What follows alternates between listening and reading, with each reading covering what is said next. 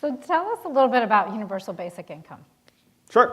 Go deeper. You gave us sort of a teaser in your talk. Why? Why did you come to that? How did you come to that? And why does it matter? Yes. So how many of you know a lot about universal basic income? Raise your hand if you know a lot. All right, most of you don't know anything. So about universal basic income. So when I was reading various books about the future of work, automation technology, a lot of them landed on universal basic income as a recommendation. And so I started digging into the history, and it turns out that this is an idea where everyone gets a certain amount of money, free and clear, no questions asked to meet your basic needs. So my plan, the freedom dividend, would give every American adult starting at age 18 $1,000 a month to do whatever you want. So you're all, I think, 18 or over. So you'd all just be getting $1,000 a month, and you'd just be, in many of your cases, you'd just be applying it to school. But if you weren't here at Georgetown, you would still be getting the money, and you could do whatever you want. So this is an idea that was with the founding fathers. Thomas Paine was for it. He called it the citizens' dividend. Martin Luther King championed this as a guaranteed minimum income the year before he was killed. And then in the 70s, Milton Friedman and 1,000 economists championed this idea, so much so that Richard Nixon passed it, or it passed the House of Representatives twice under Nixon in 1971.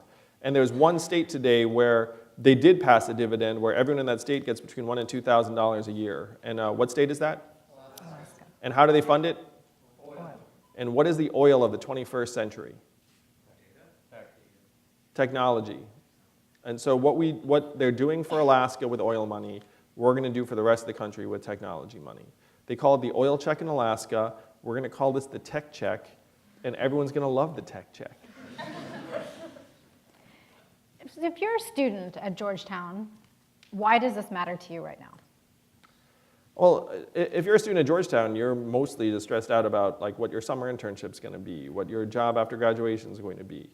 And I would suggest that even for you all, even though many of you are from like very, very strong backgrounds, $1,000 a month would actually be a difference maker for you too. Where if you were coming out of school, it'd be like, hey, if I had $1,000 a month, maybe it'd be more realistic for me to take that creative job or do something a little bit off the beaten path. And so if we had that freedom dividend in place, and if you're a freshman or sophomore here, if I become president, I'm going to try and make this real for you by the time you graduate. But your options do get increasingly constrained. And the perversion is that in some ways, the better you do in our meritocracy, the more you feel like you don't have a choice. Go deeper on that one. What do you mean by that? Well, I went to Exeter and Brown and Columbia for law school, and my friends and I did the same things in the same places. And then when I became an entrepreneur and started this failed company, my friends were advancing at these law firms. They're doing better and better, and they had fancy parties and birthday dinners I couldn't afford to go to, and it made me feel very, very small and bad about myself. So, I mean, it's just human nature. I mean, it's fine, whatever. So that's what I mean is that you naturally end up comparing yourself to a very rarefied peer group, and then you feel like you have to keep up with the Joneses. And so you've been going around the country. I've heard a lot of your talks about universal basic income and running for president. A large part of this is really you're pushing this narrative, this question of what's going to happen to jobs in the future. What's been the reaction?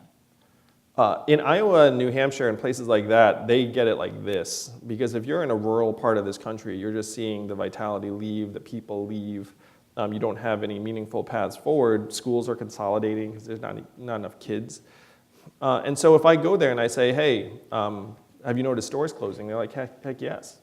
And many of you probably did not live in manufacturing communities, but Iowa was a manufacturing community and lost 40,000 manufacturing jobs. So if you say to them, do you know manufacturing workers that lost their jobs? They're like, heck yes. The biggest truck stop in the country is in Iowa 80, in Davenport, Iowa. So you say, hey, do you know truck drivers? Everyone knows truck drivers because it's a massive trucking hub. So one of the things that we found on the campaign trail is that the people that are closest to the scene understand it like that. This is one reason why I'm going to shock the world coming up, because you'll see I have outsized strength in Iowa and New Hampshire, and that right now, I'm already polling at 1% right now, and most people have never heard of Andrew Yang. But I'm going to make the debate stage in June, And then because most Americans who are actually living the economy I'm describing understand that what I'm saying is 100% right, it's a very, very powerful message. If anything, the message is trickier in places where they're not experiencing the same ways. So I'm one of those economists you're making fun of. Economics would say, why doesn't labor move to where the jobs are? So I'm a numbers guy, and the rate of interstate migration right now in the United States of America is a multi-decade low.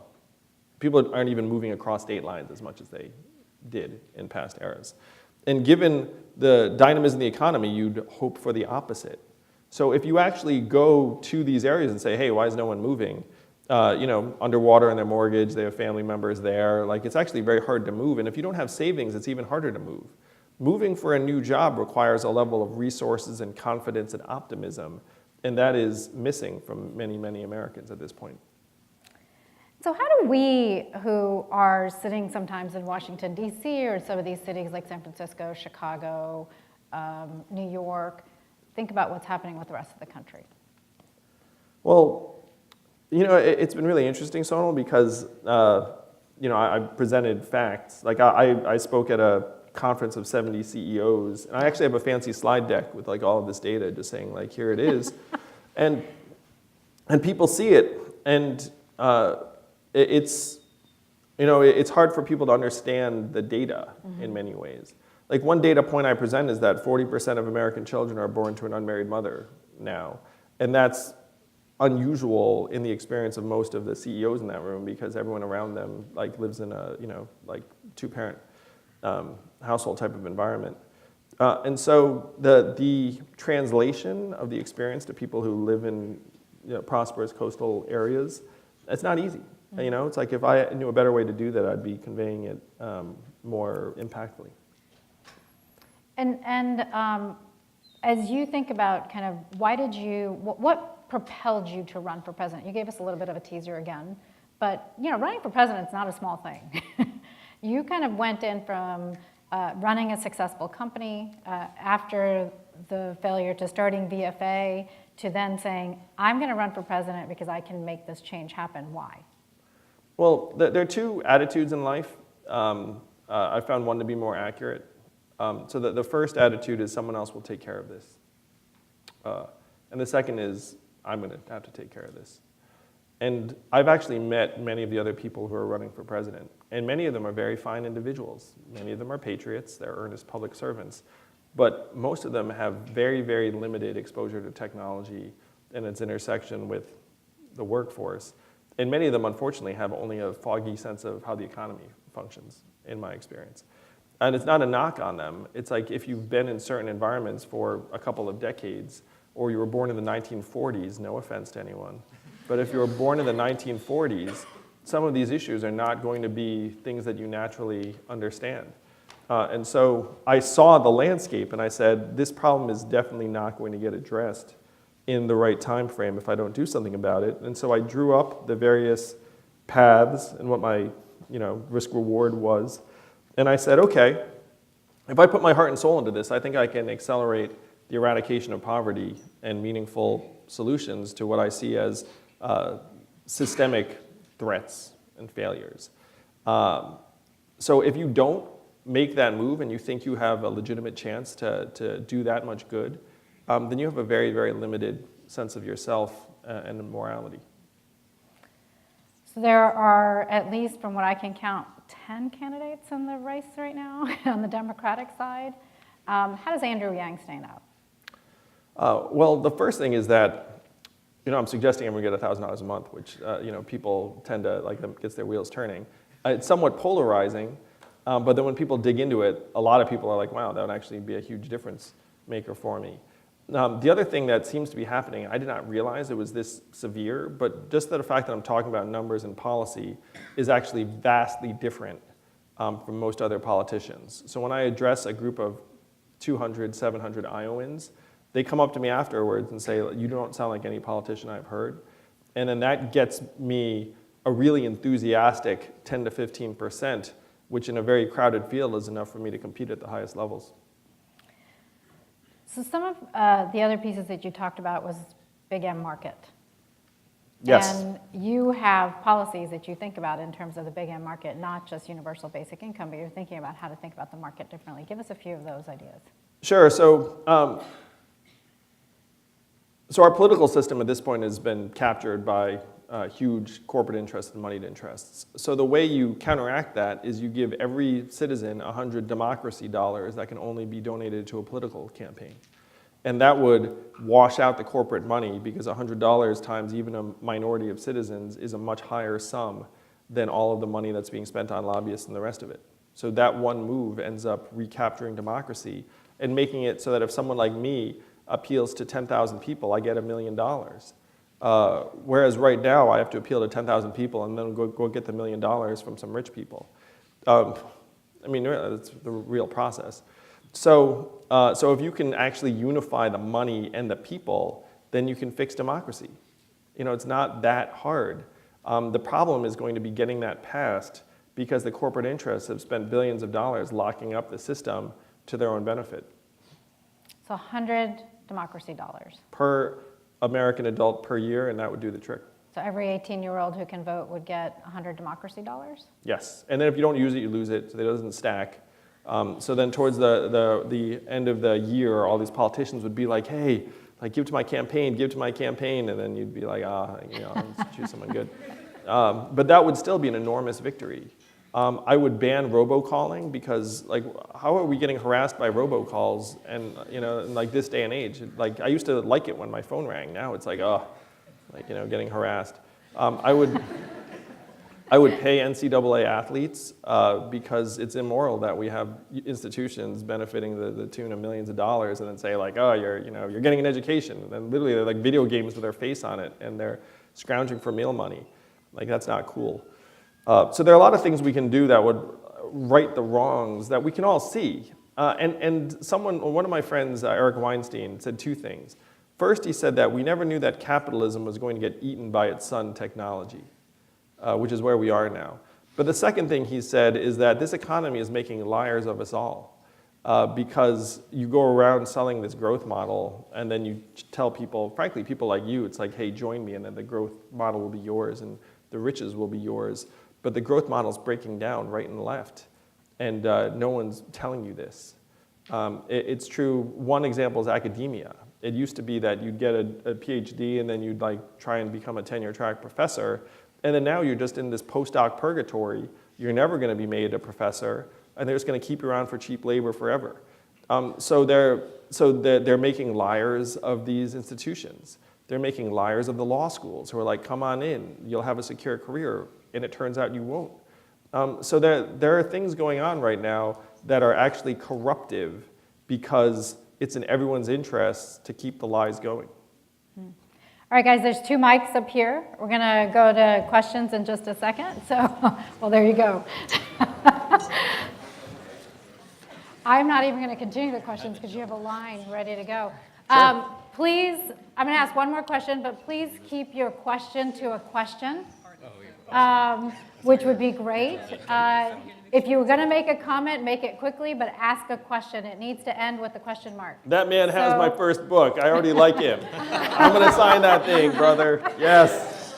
So go ahead, please. And your name and what year you are would be great. Thank you. Yeah, so my name is Tim Palmieri. I'm a freshman in the business school, and I did read your book in one of our first year seminars. And I have a super quick question. How are we going to pay for the $1,000 a year, or like where's that come from? Sure. All right, so the headline cost of $1,000 a month for every adult in the country is $3 trillion a year. For context, the economy is $20 trillion, up $5 trillion in the last 12 years, and the federal budget's around $4 trillion. So $3 trillion sounds massive. But if you look at our current welfare spending, we spend, as you know, Sonal, a majority of the federal budget on 126 welfare programs and Social Security. Now, the plan is to make the Freedom Dividend opt-in, so we don't want to hurt anyone. Like people are relying on programs, But if you opt in, you forego other benefits. And so it brings the cost down very, very fast because there are many Americans who are already getting more than $1,000 who then say pass on the Freedom Dividend, or they're getting $700, so it costs $300 if they opt in. So the real ticket is about $1.8 trillion. Still a lot of money. Now, the big change we need to make, who are going to be the winners from artificial intelligence, autonomous vehicles, robots, and the rest of it? The biggest tech companies, Amazon, Google, Facebook. And the trap we're in as a country is that those companies are great at not paying a lot of taxes. How many of you saw that Amazon paid no taxes last year despite having record profits? Netflix, same thing. Our income tax system is very, very poorly designed to capture revenue from multinational tech corporations. So what we have to do is we have to join every other industrialized economy in the world and implement a value-added tax that would give the American public a sliver of every Amazon transaction, every Google search, every robot truck mile. And because our economy is so vast now at $20 trillion, a value-added tax at even half the European level generates about $800 billion in new revenue. Now, this is when the magic happens. In a country where no one can pay their bills, what are they going to do with $1,000 a month if you put it in their hands? They're going to spend it. They're going to spend it on tutoring and food for their kids, the occasional night out, car repairs they've been putting off at the local hardware store, and that money is going to circulate into the economy. It's going to grow the consumer economy by 8 to 10%. It's going to create 2 million new jobs, and then we get back about 400 billion of that value in new tax receipts, because that's what happens when the economy grows. We're going to save 1 to 200 billion on things like incarceration, homelessness services, emergency room healthcare, and then we're going to be investing over $1 trillion in making our children and people healthier, better nourished, better educated, mentally healthier. And at least one study showed that it would increase GDP by $700 billion if we eradicated poverty in this country. So you end up getting back about $1 trillion in a combination of economic growth, cost savings, and value gains by having a stronger, healthier population. I've been the CEO of several organizations, and CEOs say all the time, we need to invest in our people, we need to invest in our people. In the public sector, we have the opposite standpoint. We're like, don't invest in anyone. Like, just try and spend as little as possible. And then we end up paying for it on the back end anyway because they hit our institutions in much more costly and destructive ways. A corrections officer in New Hampshire said to me, we should pay people to stay out of jail because when they're in jail, we just spend much, much more. So this is a new way to help build a trickle-up economy from human beings and families and communities up that would actually work. But the way you pay for this is you need a new value-added tax that harnesses the gains from innovation and new technology. Thank you. Thanks, man. It's a good question. I got you. Sorry, I think, yeah. My name is Jessie Yu. I'm a senior in the college studying government. I was wondering how you think your identity as an Asian American is going to play into this election, especially as you said before, our country is only getting more racist and xenophobic. And I know you're Taiwanese American, but also like our relations with China are not great right now. So how do you think that'll affect the election and also in the future, your role in foreign diplomacy? Sure. So I'm a very proud Asian American. I'm the first Asian American man to run for president as a Democrat in the nation's history. And Asian Americans are about 5.6% of the US. So if Asian Americans are excited about me, that would actually be a very, very nice jumping off point. So in the early states, my race has been a non-factor, in part because Iowa is 94% white, New Hampshire is 92% white. And when you're in that homogeneous an environment, there's no racial animus or hostility because they're just used to everyone being the same. And so you show up there like, hey, like, you look a little different, but I'm just going to talk to you like the exact same way I talk to everyone else because I only know one way to operate. And then, and I've known this because like I've been working in the Midwest and the South for 7 years, so like this is not surprising. Now, in other parts of the country, it's been something of an asset because there are people that are very excited about my candidacy. So I'm proud to be in this role. In terms of foreign diplomacy, I will say that right now China is being cast as the #1 antagonist or boogeyman to the US. And that's actually very, very bad over time because there's something of a natural propensity for the US to see someone else winning as the US losing. It's like a zero-sum game. Like if China gets richer and more influential, then it's like somehow really disastrous for the US. And that would put us on something of a Cold War collision course with China. And so one, which I think must be avoided at all costs. So, I mean, there are legitimate concerns, like China's ripping off our intellectual property is like a really consistent problem, and that has massive economic repercussions. But one of the byproducts of my candidacy, I believe, is that I can help champion the notion that Asian Americans are Americans, that we're just as Americans as anyone else, and two, that China rising does not need to mean that the U.S. is losing. Thank you. That's fine. Mr. Yang, thank you for coming to Georgetown. My name is Ben Weinberg. I'm a first-year graduate student at our School of Foreign Service. I'm also an aspiring entrepreneur, so I appreciate your perspectives. My question is about the building blocks of American society and the neglected state of them, such as education, healthcare, and our infrastructure. How do you see the future of the job market in these three sectors, which are likely to continue to grow, and how do we place Americans to handle these priorities as president? Yeah, so the career advice many people have gotten around the country for the last number of decades is go into education and healthcare because they'll always be secure. And we are spending a lot of money in both those spaces. And this is something else, man, I seem so negative. I don't mean to be negative. I'm actually quite uplifting. I'm a very, very, uplifting man. But our educational institutions have started to become a little bit excessive in some respects and then deficient in others. And so I think that ideally people would be able to work in education and healthcare and infrastructure and have very, very positive, long, fruitful, impactful careers in each of those areas. In practice, I think it's become a little bit, frankly, market dominated in certainly education and healthcare. Where college has gotten 2.5 times more expensive since I was in college, and it has not improved 2.5 times, as far as we can tell. And you all know, it's like, how much does it cost to go here now? $60,000 Yeah, it's like $60,000 for a graduate year. school. Yeah, Yeah. Then we wonder why you need to make money when you come out. So of course. it's so if everyone was getting $1,000 a year, that would be helpful. But I would also forgive a significant proportion of student loan debt and package it as an educational stimulus or an economic stimulus.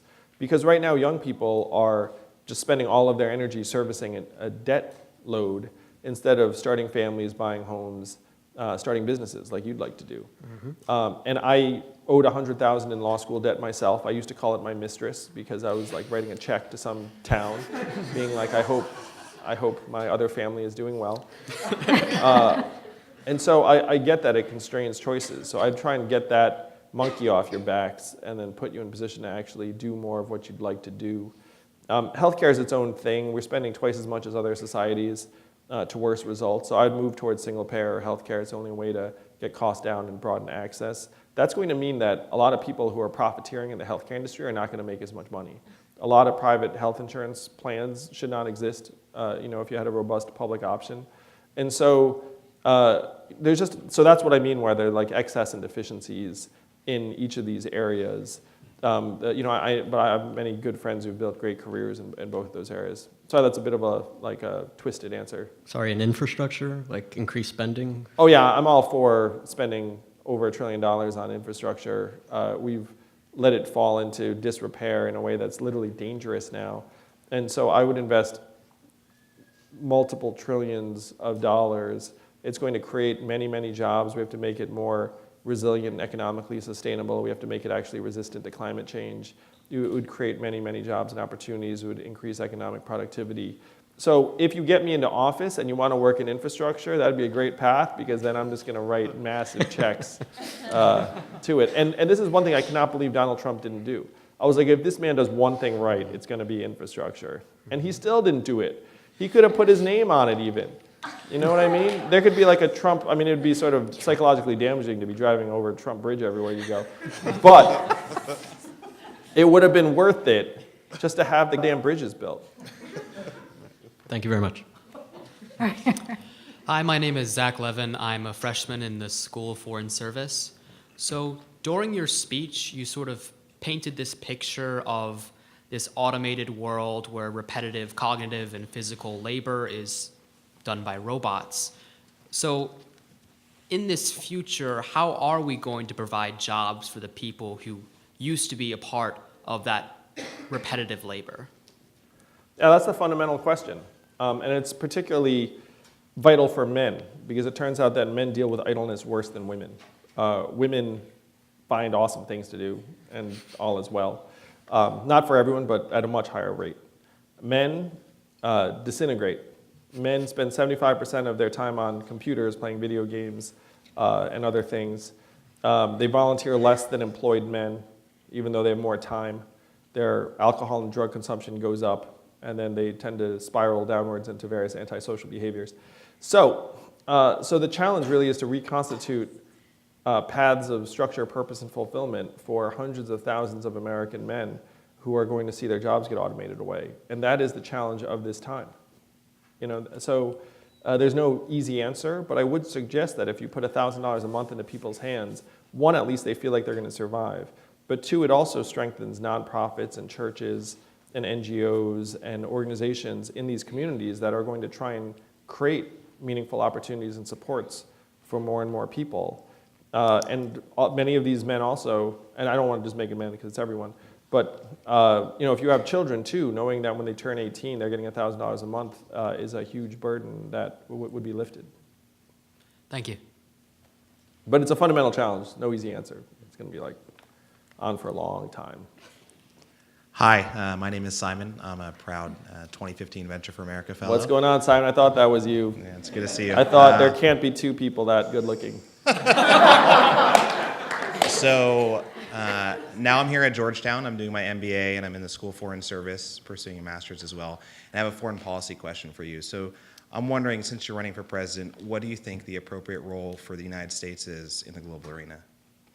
Yeah, so I think our strength abroad reflects how we're doing here. And so we're not doing very well here. Again, life expectancy declined for 3 years, record drug overdoses and suicides, record mental health problems, anxiety and depression.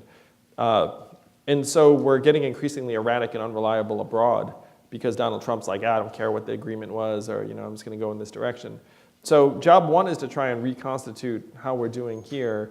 And then abroad, I would want to build robust relationships and partnerships because I think the US has gotten itself into trouble by trying to take on too much and doing things that we're not capable of, committing forces with unclear goals and unclear timeframes.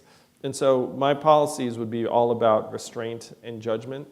And if we do go into harm's way, then there has to be a clear set of goals and a clear timeline. That gives you a sense of where Andrew Yang would be on foreign policy. That the goal is to take our commitments very, very seriously, and if we're going to do something, do it right, but don't do things that we can't really do. Thanks. Hi, my name's Rebecca Hollister, and I'm a sophomore in the college, undergrad. And I'm from Leavenworth, Kansas, so a lot of what you said really rang true. But I'm also chair of College Democrats here, and many of our members are aspiring people who want to run for office. So what are what are the best and worst parts of running for president? I have to say, I feel so lucky to be running for president, and and it's even working. Like, you know what I mean? Like, there was a chance it wasn't going to work, but it's working great. Raising hundreds of thousands of dollars from tens of thousands of donors around the country. And I'm going to make that debate in June because the criteria is either poll at 1%, which I'm already doing, or get 65,000 individual donations, which I'm on track to do. So if you'd like to help get me on a debate stage, just donate $1 or more at yang2020.com, and then you can say I was a part of getting that guy on that stage. So one reason I feel very lucky is because running for local office is much harder than running for president, it turns out. Because when you run for local office, everyone expects you to be at everything. If it's happening, then they're like, why aren't you here? And then if you're conscientious and want to win, then you will be there. And so you really end up losing any control of your schedule. So I would say that's something I've seen with local candidates consistently, where they just have to give up their cells and their schedule for an extended period of time. The best thing I would say is that you genuinely meet awesome people. Like, you meet the best people, in many cases, in a community that are actually aligned with your values, and that's extraordinarily invigorating and empowering. Like, you just build very intense, real relationships because you're trying to do something important, and the best people will gravitate to that. Thank you. Good evening, everyone. My name is Grant Marthinson, and I'm a first-year student in the Arab Studies program in SFS. And first of all, thank you for being here with us tonight. And my question is, what do you think the greatest foreign policy challenge or threat facing the United States is, excepting climate change? Yes. I think it is managing China's relative rise in a collaborative, cooperative way. So one thing that's going to make that more difficult is this AI arms race that is taking place between the two countries. And China is set to leapfrog the US in AI because they have access to more data, and data is like food for AI.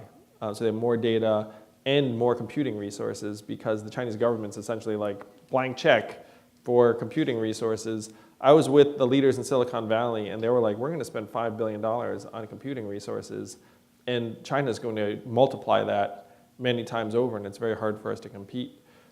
So I've said to the people in Silicon Valley, when I'm president, I will match China's resources and get us back to that level, not to try and quote unquote beat China, but just to make sure we can maintain a collaborative relationship, because it's much easier to collaborate if you're one of the leaders. So I think that that relationship is the most important issue moving forward, aside from climate change, which surpasses everything else in its relative importance. Thank you. Thank you. Hi, my name is Allison, and I'm a senior in the MSB. So you kind of pointed out the distributional problem caused by like the rise of AI and like tech conglomerate, but I was wondering how, in terms of your proposal to redistributing wealth, that you're assuming people is gonna use this $1,000 efficiently while they're just getting this with no hard work. So I was Sure. wondering why that would be a good solution.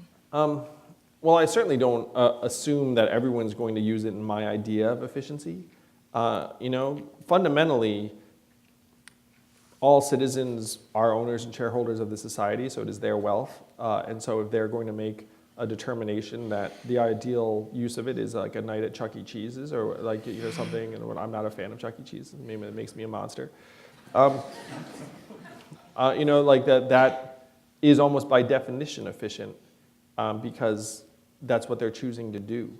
Now, if there are certain things they could choose to do that we could agree are really counterproductive and antisocial, but we're a nation of laws, and if people do something that's truly destructive, that's puts others in harm's way, then there's still the same system that there is right now. And if anything, the incentive to stay out of jail would be much higher, because if you go to jail, then the freedom dividend goes towards your incarceration and you lose it. And then who would want that? Like, who wants to be like, oh man, like my $1,000 a month's going to like this freaking, like prison guards I don't like. But the net answer really is that like efficiency would be in the eye of the beholder as long as people don't break laws. Thank you. Hi, my name is Adam. I'm a freshman here in the college, and I have just a quick question. You mentioned before the cultural significance that people in our country, mainly men, place on having a job. So why not institute a job guarantee or a robot tax rather than universal basic income? Yes. So robot tax is hard to administer because it's hard to tell what's a robot. Like if CVS replaces a cashier with an iPad, are you like going to tax that? And then is CVS like, can I afford like a robust tax? It's very hard to get that up to a meaningful enough level where it's going to pay for some of these solutions. The issue with the jobs guarantee, I endorse the spirit of a jobs guarantee, because if someone wants to work and then finding work is a problem, then we can address that. That would be great. But the employer, government as an employer of hundreds of thousands or millions of Americans, has real problems in implementation. Studies have shown that in past programs, people who've been in that sort of government jobs program have been unable to transition to private employment because private employers don't regard that experience as valuable. And then if you have something as basic as like, I don't like my job, I don't like my boss, like I want to make a change, but you're literally relying upon that job for your very survival, then it's extraordinarily difficult to iron out even basic issues. And then you have a government bureaucrat essentially making those decisions, being like, I have 10,000 workers, like these 300 like really don't like their jobs. And then it's like, okay, then what do I do with those 300 in this world where the government is the employer of such a significant proportion of people? So I understand the spirit of it, but I think in practice it would be deeply problematic, and we are much better off just putting economic value into people's hands and then letting people create jobs and determine their own sense of values. Because with this sort of money in people's hands, you would see a whole rise of what I call artisanal plus opportunities. How many Americans would prefer to do something creative or artistic or coaching in their community or journalism or something that right now the market won't support, that would make those sorts of choices with this kind of economic freedom in their hands? So understand the spirit of the jobs guarantee, but I think in practice, a dividend would be vastly superior. Thank you. Hi, Ginzorg Bappold. I'm senior studying physics and computer science and actually an incoming VFA fellow. Nice. Well done, man. That makes me so happy. So I was wondering if you could go further into how we would have to rethink the way the economy works, because your answer earlier with the $100 for every citizen kind of sounds to me as a tech person as a way to stifle innovation in tech, because people would invest that money into candidates who would rather help the local economy rather than how tech would affect the whole country. Yeah. I wouldn't see democracy dollars as somehow anti-innovation, hopefully. It's a fairly stark depiction of what people would want. I think that right now tech is at a very, very important juncture, where it went from being that technology is an absolute good and progress is good and it can do no wrong, and then now that's being very much called into question by a lot of people in places like Georgetown, where they're like, wait a minute, like is Facebook like an absolute good? Like is Amazon an absolute good? I love it, I use it. Maybe you don't even love or use Facebook anymore, I don't know. But and so the threshold question in my mind in terms of democracy and tech is, how can tech be an unambiguous force for good and progress such that Americans would be really, really excited about it again? And that should be a challenge that tech leaders accept and embrace moving forward. So hopefully we can make it so those two things are not at odds. But if you're going to function in a democracy, I do think you have to try and win more people over to the fact that progress is good for them, not just good for certain people in certain places. And congrats on joining VFA, man. Do you know where you're going? No, not yet. The process starts in probably a month or so. Yeah, okay, well enjoy this time. You're gonna have a great time, man. All right, thank You're you. gonna have a great time. Thank you. Look at that. So before you go, can I ask you a follow-up question on that, which is, when you think about sort of the tech companies, the value model for them is selling your data. Yeah. And what's the business model? Because if the continuous business model is I give you a free service in order to get your data, we're just basically giving away information about ourselves, which eventually is becoming AI anyway. That's true. That's very true. So I'm for having your information be a property right, where if someone else is profiting from it, you should get a cut. And if someone else is using it, then you should know about it, and you should have a dial. If you say maximal convenience and maximal revenue for me, then they can use your data however they want, as long as they cut you a check every so often. If you say, hey, I don't want you to use my data for stuff, then they shouldn't be using it, even anonymously. Now, there are many companies that this would be very, very problematic to their revenue models. But that, to me, again, is a challenge that they need to overcome. It's right. The value of our data actually can be really, really high. Like in some contexts, it's worth thousands and thousands of dollars, and we're not seeing any of that. But I will say that our data could be even more valuable if we let them personalize it, particularly in the healthcare context. So if you say, hey, you can use my data, and I'll even let you know it's Andrew Yang, as long as you're giving me a percentage, then that could actually be very, very good for many, many people. Yeah. Okay. All right, thank you, Mr. Yang. My name is Ruben Blum. I am a first-year grad student here in the School of Foreign Service, and I'm curious how you respond to the potential for inflationary effects of the Freedom Dividend. Even if the overall money supply isn't increasing, would not firms all across the board increase their prices to consumers and perhaps lower their wages to their workers? So I dug into it, and most of the things that we consume are not getting more expensive. So think about in your own lives. Media, electronics, clothing, automobiles, food for the most part, all relatively stable or getting better or getting cheaper. So what's been getting more expensive? Unfortunately, it's the really core things like education, housing, and healthcare. So if you put $1,000 a month into all of your hands, it's not like all of a sudden the local restaurant can like double their prices because you're still cost sensitive. You're not made of money, you just have $1,000. And so if I'm like, hey, like, what's the local restaurant here? Tombs. How much does a meal at Tombs cost? $15. So if you came back after I'm president in 2021, I'm like dividends for all, and then Tombs is like, hey, now we're $25, you wouldn't be like, okay, that's fine. You'd be like, what the heck happened here? Like, you were $15 last week. And then you'd go to the other restaurant, and there's still competition for your business across every vertical. And so it's not like there'd be massive inflationary pressures in most respects. And the purchasing power would actually help you manage the inflation where it exists in things like education and healthcare, which I have plans to try and get those costs down. But there's no reason to think that Tombs and like, you know, Verizon and everyone else is going to start like doubling their prices just because everyone has a little bit more money. Okay, thank you. And which dorm were you in at Exeter? I was at Peabody. Okay. What was the reputation of Peabody? A lot of video games.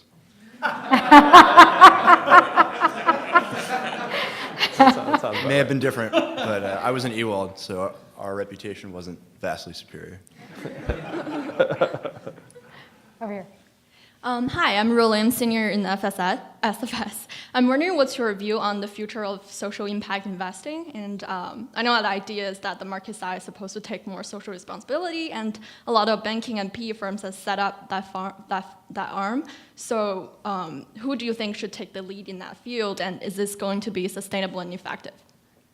I'm a big fan of impact investing. I'm a big fan of double and triple bottom line. Right now, it's a very, very small proportion of overall investing, and it's very difficult to optimize for things, at the margins, where you have people who are driven by their financial incentives, and so you have a subset of people that can do very, very important work in the social investing space. I would love to see that work grow. But I do think that there are many, many problems that don't have a market-based solution. And it's hard for anyone to make a business out of it. So as one example, it's like, let's say I've scared you with the truckers a little bit. So you're like, oh, I'm going to try and do something about that. Like, what do you do with 500,000 like displaced 50-year-old truckers? And if you try and create a business around that, it's very, very hard. Like, there's not really like a profit motivation. So we have to be honest about what the market can and can't do. There are things that the market is exceptional at. There are things that impact investing can solve for, but most of the major problems of this era, unfortunately, in my mind, are non-market-based problems. But I love it, and people who do good work, I mean, you're very excited about it. Okay, thanks. First of all, thank you for being here. My name is Diego Salinas. I'm from Puerto Rico, and I'm studying in the college government major. So we've talked about how the issue of technology and job displacement, but I wanted to take a second to focus in the environmental issues. So I know that the Green New Deal is something big right now, and from what I've seen, most of that plan is focusing on reducing or taxing U.S. emissions.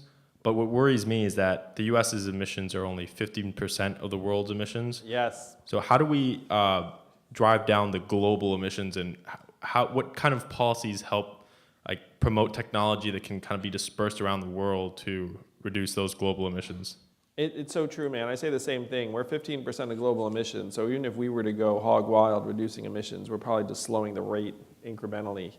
And so I'd be for rejoining the Paris Accords, and I'd love to try and export more sustainable technology to other societies, but right now, a lot of people are just oriented towards economic growth at any cost, and if like cheap, dirty energy is their path there, then they'll be attracted to that. So I have a relatively dark view on this. Shocking, but I have a relatively dark view on the path of climate change, where we need to start preparing for the worst effects, and we should even start considering geoengineering ways to try and lower the temperature rise, because at this point, as you say, we control about 1/6 of the emissions. And so even if we were incredibly responsible, which we are not right now, it would still end up only slowing the rate incrementally. Thank you. Can I follow up on that for a second? On the policy side of this, how do we think about making those technologies more global public goods? Yeah, that'd be ideal. You just go around and start giving them away. Just say, hey, guess what? Solar panels, they're yours. I mean, that would have to be the move if you were legitimately going to try and bring down emissions. I also think we need to invest in large-scale carbon capture technologies. We need to be doing much more.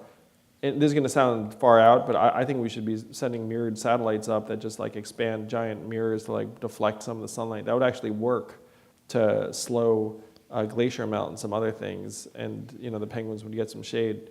But we legitimately should start like making moves like that are reversible. It's like it's not permanent. You're like, oh, like we don't like the way this worked. But just saying like, hey, we're gonna like slow emissions, it's a loser over time. So, sorry, a quick follow-up. Would you support like, what do you call that? Subsidizing research and development on technology? Oh yeah, I would go huge. I love that stuff. My father has 69 U.S. patents. It's like I love technological progress if we can start solving some of these problems. Thank you very much. Hi, I'm Javier. I'm a sophomore in the college, and I'm from Puerto Rico. And I always see, like, come election time, presidents or presidential hopefuls go to Puerto Rico, get some money, and leave. And the policy is never consistent. Like, Democrats or Republicans, none of them really, long-term help the island. What would be, like, your plans for helping the fiscal crisis and the debt crisis in the island? Yeah, I think it's deeply immoral what we've done in Puerto Rico. And one of the things I've said is that if Puerto Ricans looked like Swedes, this would be a very different picture. That I think our treatment of Puerto Rico is tragically awful. So I would forgive the debt because it makes no sense to advantage hedge funds over the people of Puerto Rico. I would grant Puerto Rico self-determination. If Puerto Ricans want to be a state, we should make them a state. I would make rebuilding Puerto Rico a national priority. I got married in Puerto Rico. I have many Puerto Rican friends, and I also celebrated my 40th birthday there. Like I had my, my first vacation with my now wife there. So I love Puerto Rico, and I want to make it whole. Puerto Rico's lost, I believe, 1.2 million people after the hurricane, and it's going to be really difficult to rebuild it, but we just don't have a choice. I mean, there's still millions of Americans there, and many of them are still struggling. So I will tell you, like the fact that you think politicians just come to Puerto Rico, get some money, get some photo ops, and leave, we have to undo that. I want to go all in. I'm going to vacation in Puerto Rico myself as president and say everyone should just vacation in Puerto Rico as an act of patriotism. It's like you get to use dollars. It's as close as anything else. Why are we giving, like Bahamas our money? Like, screw that. Let's make Puerto Rico, like if you don't visit Puerto Rico, you're a bad American. And then just like drive money there and make it, I mean, not to say tourism is the end all be all of their economy, but it is a big part of the economy. I mean, tourism and agriculture. It used to be pharma manufacturing until they got rid of the subsidies. So as you can tell, I'm into it, man. Like, 51st state, let's do it. Awesome. Thank you. One more question. Sorry. Thank you very much for taking one more. My name is Danielle Pearl. I'm an alumna of the Master's Program in Democracy and Governance here from quite a few years ago. My question is, I currently work as a consultant for a federal agency, and I found your story about the reaction you were confronted with when you tried to raise these issues with policymakers to be very striking, basically a refusal to acknowledge or deal with the issue. So I'm curious, I guess on two dimensions, how do you get these very powerful companies on board with being taxed when they're not currently being taxed?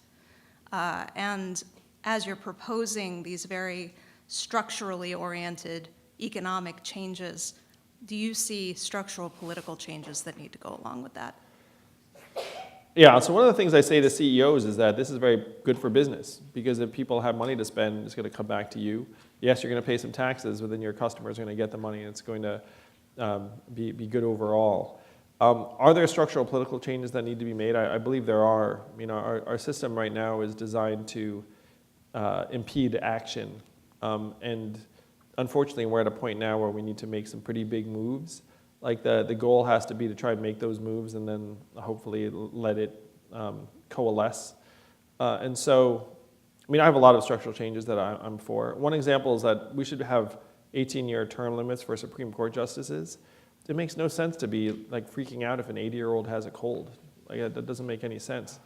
There was a constitutional, like it was someone was talking about the Constitution.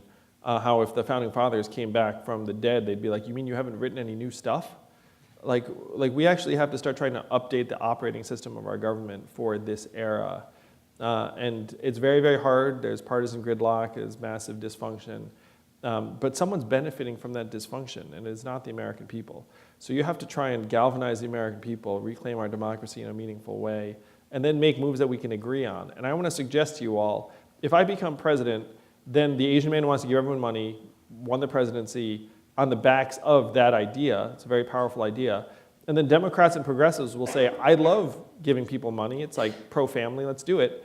And then Republicans will look at it and say, wait a minute, that's a massive wealth transfer to rural areas in red states. And am I really going to stand in the way of that? And we only need 51% of Congress to get on board.